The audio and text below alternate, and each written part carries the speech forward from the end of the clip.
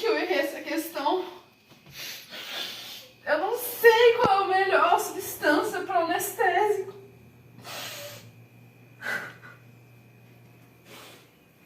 Ô, minha querida, minha jovem, não fique triste. Já ouviu a palavra do professor Barbosa? Ele irá te ajudar nesses momentos de necessidade. Inclusive, O etoxetano e o butanol são isômeros de função. O etoxetano é um éter e o butanol é um álcool, cujo qual possui o grupo hidroxila, tornando a substância polar. Em comparação, os éteres são funções pouco polares. Essas características se envolvem em forças intermoleculares. O butanol consegue fazer ligação de hidrogênio consigo mesmo, coisa que o etoxetano não é capaz, pois a interação feita por ele mesmo é a de polo, e essa tem a força menor que as ligações de hidrogênio. Por essas diferenças de forças, sua temperatura de ebulição será menor que seu álcool correspondente, pois será mais difícil romper com as ligações de hidrogênio. Também por suas forças intermoleculares, temos que o butanol é mais denso que o etoxetano, pois com a interação mais forte, temos uma substância mais compacta. A solubilidade em água é algo relacionado à sua polaridade. A água é uma substância polar e soluto polar tende a se dissolver bem em solvente polar. Por essas características, o butanol tem solubilidade maior, pois, como já foi dito, é uma substância polar. Já o etoxetano tem a solubilidade menor, pois é pouco polar. Bom, para o anestésico funcionar, é necessário que, ao passá-lo na pele, ele evapore e, assim, realizando uma troca de calor da pele para a substância, diminuindo a temperatura da pele e, assim, retardando as reações nervosas. Com essas condições postas, podemos dizer que a melhor substância para o anestésico é ele, o etoxetano.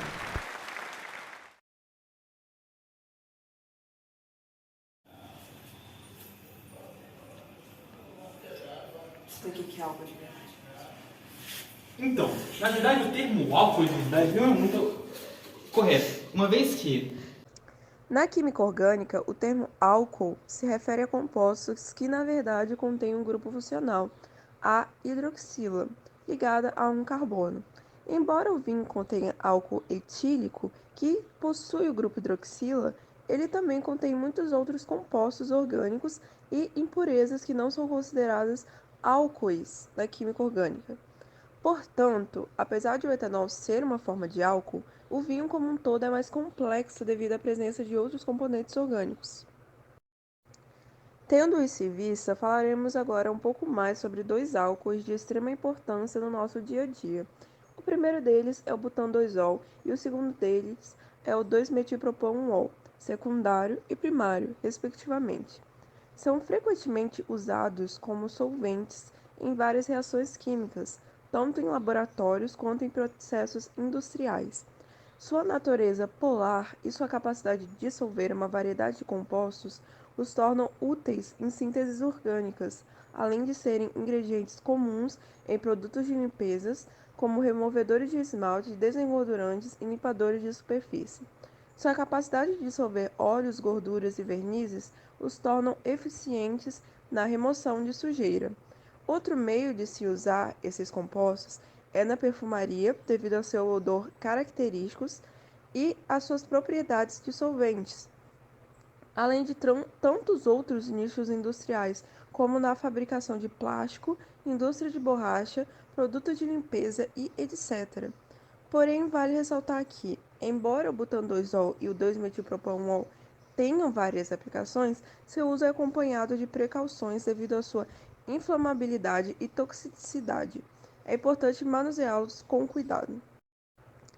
Agora que todos conhecem as aplicabilidades de tais álcoois, traremos então sobre as suas propriedades. O ponto de ebulição de um composto está ligado à força das ligações intermoleculares presentes em suas moléculas.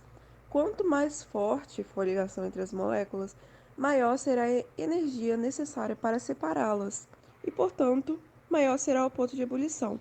No caso dos álcoois, como o butandoisol e o 2-metilpropanol, a principal interação intermolecular é a ligação de hidrogênio. Essa ligação ocorre entre o átomo de hidrogênio ligado ao átomo de oxigênio de um grupo hidroxila em uma molécula de álcool e o átomo de oxigênio de outra molécula de álcool. Essas ligações de hidrogênio são relativamente fortes e exigem mais energia para serem quebradas, resultando em pontos de ebulição mais altos. A solubilidade em água de um composto também está relacionado às interações intermoleculares e à polaridade das moléculas. Substâncias polares tendem a se dissolver em solventes polares, como a água, devido às forças de atrações entre moléculas semelhantes. Os álcoois, como o butan-2-ol e o 2-metilpropon-ol, possuem grupo hidroxila, que são polares, e podem formar ligações de hidrogênio com as moléculas de água, permitindo a solubilização em água. No entanto, à medida que a cadeia carbônica aumenta, a parte não polar da molécula também cresce, o que pode reduzir a solubilidade em água.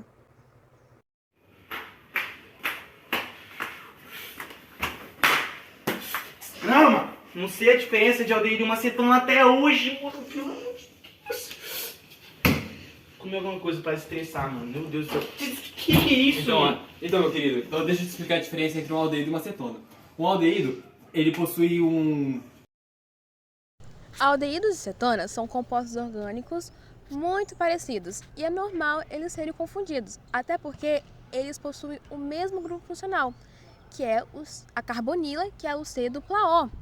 Apesar dessa similaridade, possuem propriedades físicas um tanto diferentes.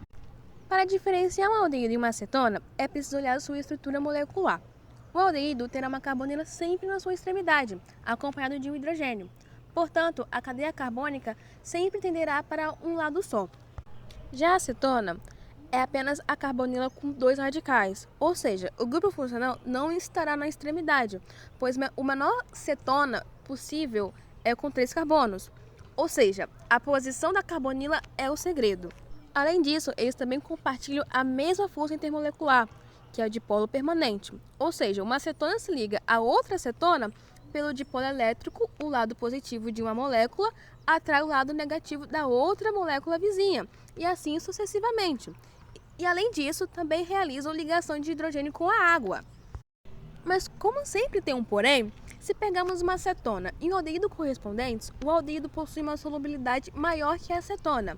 E isso ocorre pelo fato que o aldeído possui um hidrogênio em sua estrutura molecular, aumentando a quantidade de ligações de hidrogênio com a água e, consequentemente, aumentando a solubilidade em comparação à acetona. Além disso, o aldeído entra em ebulição com mais facilidade do que uma acetona correspondente.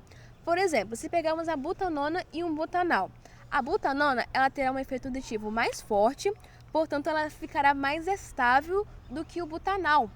Isso é decorrente da sua cadeia carbônica. Por exemplo, o butanal ele terá que pular em carbono até chegar no carbono da carbonila, fazendo com que o efeito aditivo perca a força e o aldeído, que é o butanal, ficará mais fraco em questão do efeito indutivo. A densidade também é parecida para ambos, levando em consideração que possui a mesma massa molecular para a acetona e o aldeído correspondente, mas ainda assim possui uma diferença de alguns decimais. O exemplo de cetona e aldeído é a butanona e o butanal, já dito anteriormente. A butanona é um solvente orgânico muito inflável, usado como solvente de resinas, vernizes, óleos e filmes fotográficos, enquanto o butanal é utilizado na produção de resinas plastificantes, aceleradores, bem como na fabricação de aromas sintéticos. Sinceramente, deu vontade de fazer um pão na chapa. A manteiga. Gente, a manteiga. A manteiga derreteu. Então, na verdade, a manteiga derretida... Não, você de novo não. Que isso? Vem. Que isso? Esse maluco já falou demais. Agora vamos falar o que acontece de verdade. É porque...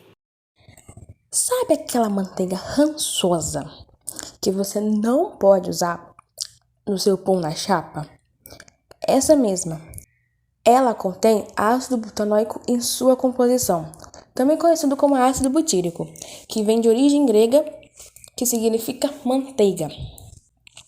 Essa manteiga é produzida como resultado da ação de micro-organismos que degradam os triglicerídeos presentes na manteiga, ou seja, o ácido butanoico ele é responsável pelo odor e sabor um tanto quanto peculiar, que é azedo e horrível. Além disso, também pode ser encontrado em queijos, como queijo parmesão, na qual contribui pelo aquele sabor característico que todo mundo ama. Além da grande presença na manteiga, o ácido butanóico ele é formado por uma cadeia curta com 4 átomos de carbono. Apresenta propriedades físicas importantes, na qual é originário de sua função orgânica dos ácidos carboxílicos, um tanto quanto complicado a sua pronúncia. Os ácidos carboxílicos eles são caracterizados pela presença da carboxila, que é um COOH. São 2 O, COOH, que faz com que a substância ela seja muito polar, devido a uma carbonila, que vem de outra função, e um OH na mesma cadeia. Além disso, ela é capaz de fazer ligações de hidrogênio com a água, com o álcool e entre elas mesmas. Ou seja, ela é incrível. Além de que os ácidos carboxílicos eles formam pontes de hidrogênio dupla. Não é só qualquer ponte de hidrogênio, é uma ponte de hidrogênio dupla entre 2 moléculas, ou seja, ela realiza o dobro de ligações de hidrogênio em comparação às moléculas de álcool. A partir dessa incrível capacidade, são mais solúveis em água e apresentam temperaturas de ebulição mais elevadas que os álcools correspondentes. A temperatura se eleva com o aumento do número de átomos de carbono, na qual é inversamente proporcional à solubilidade, ou seja, que diminui. Portanto, os ácidos com até 4 carbonos são extremamente solúveis em água, mas a partir do 5º, os ácidos começam a se tornar insolúveis. E por último, o ácido possui uma densidade próxima da água, considerando sua formação por moléculas pesadas, como o oxigênio e as pontes de hidrogênio. Então, a partir disso, nós podemos sintetizar todo o trabalho até então em que as propriedades físicas de uma substância está diretamente relacionado às forças intermoleculares que possuem nela, sendo a temperatura de ebulição e a densidade diretamente relacionado com o tamanho dessas forças intermoleculares e a solubilidade com a polaridade da molécula. Uma vez que semelhante dissolve semelhante, então quanto mais polar, mais fácil se dissolver em água. E por conta disso nós podemos ver efeitos, por exemplo, indutivos, que é o caso do butan-2-ol, que ele vai possuir 2 grupos alquilas que irão gerar efeito indutivo, causando uma maior solubilidade. Assim, a gente consegue comparar e observar características e justificá-las de diversos grupos orgânicos, oxigenados, claramente, de cadeias de 4 carbonos, em que as maiores propriedades, tanto de solubilidade, temperatura de ebulição e densidade, são encontradas nos ácidos carboxílicos, que serão seguidos pelos álcoois, que por sua vez serão seguidos por cetonas e aldeídos, e por fim, restarão os éteres com as menores propriedades.